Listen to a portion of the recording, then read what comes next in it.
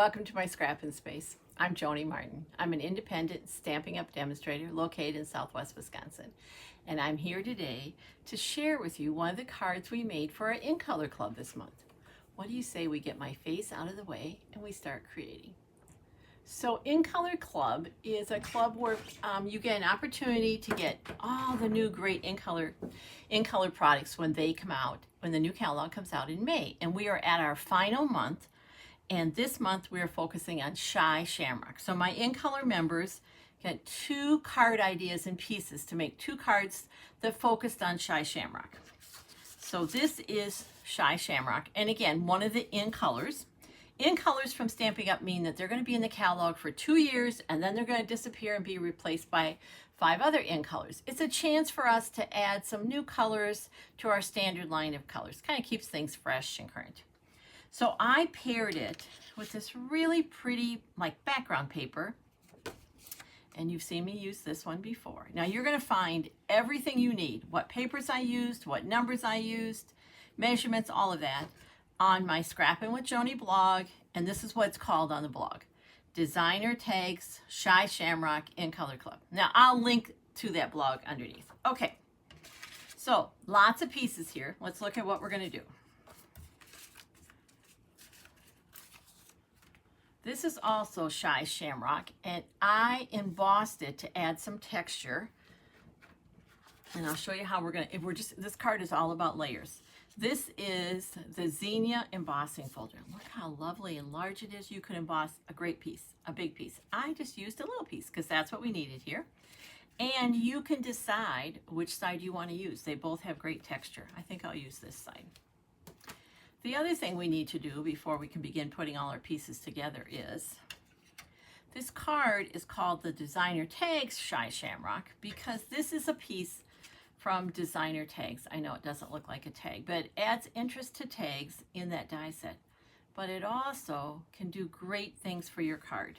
So what do you say we cut that first, and then we're going to put together this really fun card. I love the colors in this card, but I also love that this is a card you could use for lots and lots of things. So we're going to take our cut and emboss machine, and because we're cutting, we know first of all that we're always going to use plate 1, but because we're cutting, we know we're going to use 1, 2, and 2 of plate 3s.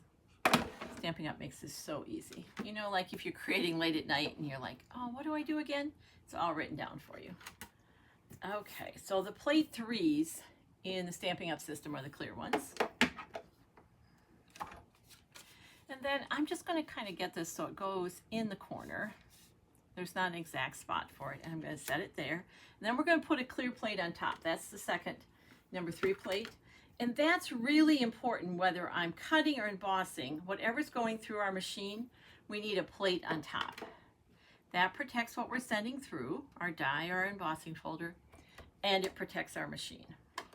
I'm just going to make sure everything's kind of lined up here, and then I'm just going to run it through. See how smooth that runs? If your machine is not running that smoothly, stop and check. Maybe you have the wrong plates. Maybe something else is jamming. Okay. Now my club members got all the pieces for this. So they had, just think if you got that whole stack of pieces and we're thinking, what am I going to do with that? This is what they're going to do with it. And some of them I know couldn't wait and already put the project together. They told me from just looking on the blog. Now, see how there's some pieces that didn't come out? This is easy. We're just going to do this. See how I'm kind of pushing it back and forth? And most, if not all, are just going to come out. Just like that. If you have a few, or if this is not what you want to do, take your pick tool, or any kind of pointy that you have tool, and you're just going to pop them out. These dies do a really nice job of pretty clean cutting. I'm going to take all these little pieces and get them out of our way because they could land where we don't want them. There we go. Okay, I matted everything, meaning I put a solid color behind whatever we're doing. So this is the matte for this, and I chose to go 1/8 inch larger. If you don't like to cut an 1/8 inch, cut this down a little bit. So this is one size and this is a 1/4 size bigger. See how they all kind of fit right there? So let's first attach to our mats. So this is just going to go here. You can use whatever adhesive works for you. I'm going to grab a tape runner because when everything is flat, that's really my favorite. It's fast, it's not too messy. Stampin' Up has 2 tape runners. I'm using Seal Plus. You could also use Seal. For me, Seal Plus is the strongest one. And it's not that you need a lot of strength. I just find it rolls a little smoother for me. Okay, that's going to be our card front. Now we're going to attach this to here, and like I said, you could use either side. This is heavily embossed. There's nothing flat left on it. You could use a tape runner, but sometimes when you have something this heavily embossed, the tape runner just kind of glides across the top. So I'm going to grab our multi-purpose glue. This one looks like it hasn't been used lately, so we're just going to get rid of that at the top. And then I'm just going to put it around the outside. Now, because it's so heavily embossed and I want to make sure it's going to lie flat, we're going to put a little in the middle too. And then that's going to get centered here. Now, when the new ink colors come out, I look at them and think, oh, I really missed what left. I don't know if I like these. And then I just have to play with them once or twice and think, I really do like these. I will tell you though, I'm not sure I would have put Petunia Pop and Shy Shamrock together, but because when you get a paper pack from Stampin' Up, they put the colors together and say, these are all the colors in there, and look what's in here. I just had to follow the hint they gave me on the paper. Now this one, I'm not going to glue flat. We're going to actually use some dimensionals. And dimensionals, if you haven't used them before, are like little pieces of foam. And I'm doing this because that's how I kind of get them out of the center. And they're just going to make this stand up. Now I'm using the mini dimensionals because I don't have a lot of room in that corner. And I'm going to be more generous than usual because I want this just to really stand up. And when you do that, this die cut, you can really tell that something's cut and it's reflecting off of the back of there. It almost throws a shadow, which adds a little more interest. So again, you would not have to have this many dimensionals, but, and I'm getting close to the die cut edge so that stands up too. If I just wanted it to lie flat, I would have just glued it down. So this is really allowing it to kind of stand up. Oops, and that one does not want to stick. The backing did. Usually when they come off the sheet, they come off and the backing stays on the sheet. That one did not, so we're just going to put it there. And we're looking pretty good. I may add one more here. There we go. So now I'm going to take all these backings off. For me, it's easier to use the take your pick tool, but I bet some of you fingernails work, the end of your snips work, whatever works for you. And then the other tip with using those is you want them to land somewhere. My friend Jennifer, who's a demonstrator, taught me so much. She helped me set up the software system I use to film my videos now, and she always collected hers in something. And she's right. Then they don't follow you upstairs. Like they stick to your clothing and your shoes. And my demonstrator friends who have pets, they stick to them. So by just kind of corralling everything, it works better. All right. So we have lots of dimensionals. And then this is just going to go here. Sorry guys, I don't want to get my head in the camera, but I'm trying to get close to see what I'm doing here. There we go. So I have a little border of white around all 3 pieces, which also adds some consistency and pattern to your card. Here's our card base, Shy Shamrock. I'm going to grab a bone folder and give it a nice crease. And for me, it's easier to build the pieces once they're on the card base because then I can also see how they're working with the card base. So let's do this one first.